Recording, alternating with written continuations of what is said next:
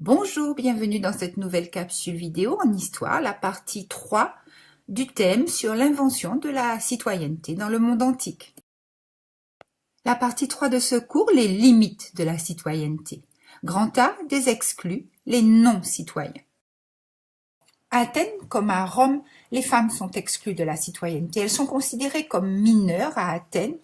Elles vivent sous la dépendance d'un homme toute leur vie. Elles organisent la maison, tiennent les comptes, dirigent les esclaves, transmettent la citoyenneté.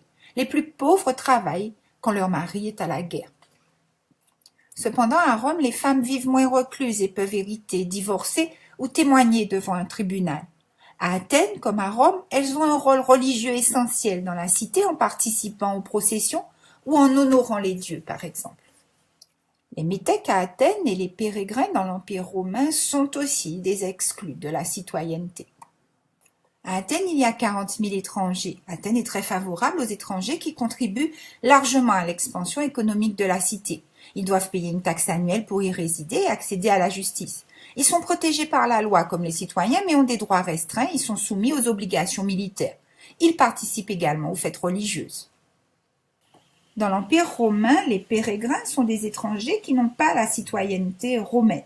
Cependant, à la différence d'Athènes, de nombreux étrangers peuvent obtenir la citoyenneté romaine à l'issue par exemple de leur service dans l'armée ou après avoir exercé une magistrature locale ou sur décision de l'empereur. Les esclaves à Athènes comme à Rome n'ont pas d'existence juridique, ils peuvent être loués ou vendus, ne possèdent rien et ne jouent aucun rôle dans le gouvernement de la cité ou de l'empire. À Athènes, les conditions de vie des esclaves sont correctes, sauf pour ceux qui travaillent à la mine. Ils peuvent être réquisitionnés en temps de guerre. À Rome, le sort des esclaves s'améliore sous l'Empire car il y a une législation plus protectrice à leur égard. Contrairement à Athènes, l'esclave affranchi reçoit pour ses descendants le statut de son ancien maître. S'il est citoyen, l'affranchi reçoit la citoyenneté romaine pour ses enfants. À Athènes, les tragédies et les comédies sont le reflet des débats politiques qui animent la cité démocratique.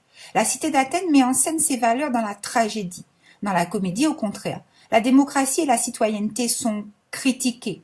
La démagogie des hommes politiques, l'absentéisme des citoyens, ou le pouvoir qui est confisqué par les riches. Les citoyens ne sont pas égaux devant la loi à Rome, et les grandes familles patriciennes dominent nettement la vie politique. Seuls les citoyens les plus riches peuvent accéder aux fonctions importantes. Plus elles sont élevées, plus il faut être riche pour les obtenir. Tous les autres, la plèbe, n'accèdent pas aux fonctions importantes de l'État. La société romaine est très hiérarchisée. À bientôt pour une prochaine capsule.